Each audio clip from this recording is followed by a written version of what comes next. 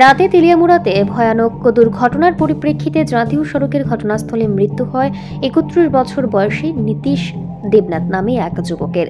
ওই ঘটনায় শঙ্কর দেববর্মা বয়স ৩২ নামে এক যুবক বর্তমানে রাজধানীর জিবি হাসপাতালে চিকিৎসাধীন রয়েছে। ঘটনার বিবরণে প্রকাশ, গতকাল রাত আনুমানিক ১২:৩০ নাগাদ তেলিয়ামুড়া থানার অন্তর্গত চাকমাঘাট টিএসআর ক্যাম্প সংলগ্ন এলাকাতে জাতীয় সড়কের উপরে অবৈধভাবে দাঁড় করানো পাথর বোঝা এক গাড়িতে পেছন দিক থেকে সজোরে ধাক্কা মারে রয়্যাল এনফিল্ড বাইকটি।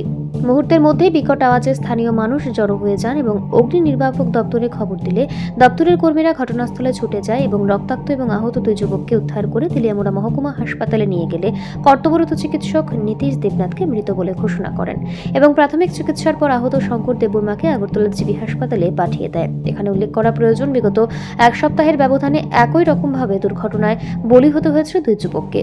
এদিকে গত রাতের ঘটনার পরিপ্রেক্ষিতে সংশ্লিষ্ট গাড়ির চালককে তেলিয়ামুড়া পুলিশ গাড়ি সহ আটক করেছে বলে খবর।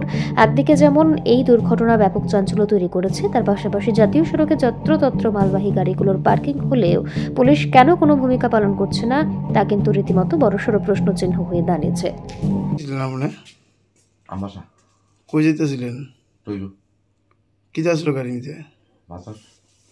নাম্বার কি গাড়ির? গাড়ির নাম্বার TR01U 1759। গাড়িটা যে দাঁড়িয়ে না ছিল, আপনি কই দাঁড়িয়ে করছিলেন গাড়িটা? আমি তো গাড়ি সাইড করে আমি ঘুমাই গেছি, ঘুমাই তো আমি গাড়ি সাইড কত দূর ছিল?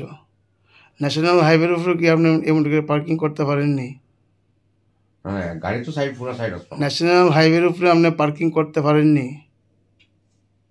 আপনার লাইট জ্বলেন না ছিল না গাড়ির মধ্যে? পার্কিং লাইট জ্বালানি না। পার্কিং লাইট জ্বলেন না ছিল? লাইট জ্বালানি আসলো, পার্কিং লাইট জ্বালানি আসলো, সাইড লাইট জ্বালানি না ছিল না?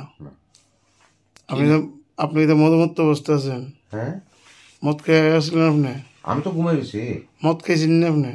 আমি তো যখন খাইছি সন্ধ্যার সময় খাইছি আমি। সন্ধ্যার সময় খাইছেন? নাম কি আপনার? মাধবেন্দ্র দেবনাথ। হ্যাঁ, মাধবেন্দ্র দেবনাথ, বাড়ি Agartala AD Nagar. Bureau report, public নাও।